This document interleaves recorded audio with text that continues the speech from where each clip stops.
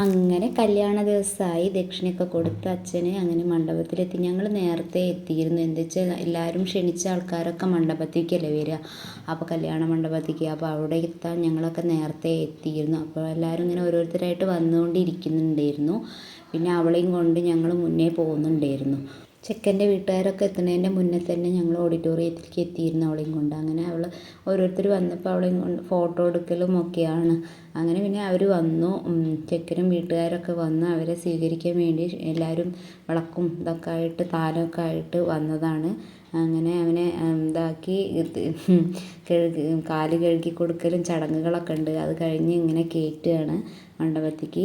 അത് കഴിഞ്ഞിട്ട് പിന്നെ പെൺകുട്ടീനെ അവളെ കൊണ്ടുവരും, എന്നിട്ട് ഇരുത്തും, സ്റ്റേജിൽ കൊണ്ടുപോയിട്ട് ഇരുത്തുക ചെയ്യുക. അപ്പോഴേക്ക് തിരുമേനി എല്ലാം താലിയും ഒക്കെ പൂജിക്കലും ഇതൊക്കെ ചെയ്യലൊക്കെ കഴിഞ്ഞു. അങ്ങനെ പിന്നെ കല്യാണത്തിൻ്റെതായി അത് അവളെയും കൊണ്ട് ഞങ്ങൾ പിന്നെ അവളെയും കൊണ്ട് വന്നു. അങ്ങനെ ആ താലി കെട്ടൽ കഴിഞ്ഞു, ഞങ്ങൾ കുട്ടീൻ്റെ കല്യാണം അങ്ങനെ കഴിഞ്ഞു. അങ്ങനെ പിന്നെ ഞങ്ങൾ പിന്നെ ഭക്ഷണം കഴിക്കലും ഇതൊക്കെയായിരുന്നു. പിന്നെ കുറച്ച് ഫോട്ടോഷൂട്ടും അതും ഇതൊക്കെ ഉണ്ടായിരുന്നു. ക്യാമറാമാൻ അവർക്ക് പിന്നെ ക്യാമറ അവർ എല്ലാം ചെയ്യണമല്ലോ. പിന്നെ സദ്യ ഉണ്ണലാണല്ലോ അടുത്ത പരിപാടി. അങ്ങനെ ഇതാ സദ്യ കഴിക്കലും കഴിഞ്ഞു. പിന്നെ അവരെ ഡ്രസ്സ് മാറ്റിക്കലും ഒക്കെ കഴിഞ്ഞ് പിന്നെ പോവണമല്ലോ. പിന്നെ യാത്ര പറച്ചിലും ഒക്കെ ആയി. ഭയങ്കര സങ്കടമായിരുന്നു ഞങ്ങൾക്ക് എല്ലാവർക്കും. അങ്ങനെ പിന്നെ എല്ലാവരോടും യാത്രയൊക്കെ പറഞ്ഞ് അവൾ അങ്ങനെ പോയി. അങ്ങനെ അവർക്ക് അവിടെ റിസപ്ഷനൊക്കെ ഉണ്ടായിരുന്നു.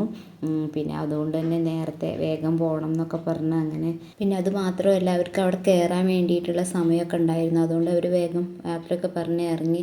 റിസപ്ഷനൊന്നും ഞാൻ എടുത്തിട്ടുണ്ടായിരുന്നില്ല. ഞങ്ങൾ അവിടെ പോയിരുന്നു അന്ന് വൈകുന്നേരം. പിന്നെ പിറ്റേ ദിവസം വിരുന്നിന് വരുന്ന കുറച്ച് ക്ലിപ്സുകളൊക്കെ ഞാൻ എടുത്ത് വെച്ചിട്ടുണ്ട്. അവർ വരുമ്പോഴേക്ക് വിളക്കൊക്കെ റെഡിയാക്കി വെച്ചു. ആദ്യമായിട്ട് വരുന്നതല്ലേ, അപ്പം വിളക്കും സ്വീകരിച്ചു. അവർ വരുമ്പം കുറച്ച് പലഹാരങ്ങൾ അങ്ങനെയൊക്കെ കൊണ്ടുവരുന്ന ചടങ്ങുകളൊക്കെ ഉണ്ട്, അതാണ് കണ്ടിരുന്നത്. അങ്ങനെ പിന്നെ വിളക്കും ഇതൊക്കെ വെച്ചിട്ട് അവരെ സ്വീകരിച്ചിരുത്തി. പിന്നെ പാലും പഴവും കൊടുക്കലായി. അത് കഴിഞ്ഞ് പിന്നെ അവർക്ക് വെള്ളം കൊടുക്കൽ അങ്ങനത്തെ ഇതൊക്കെ കഴിഞ്ഞു. പിന്നെ ഭക്ഷണം കഴിക്കാൻ ഇരുത്തി. ബിരിയാണി, ഫ്രൈഡ് റൈസ് ഇതൊക്കെയായിരുന്നു ഉണ്ടാക്കിയിരുന്നത്.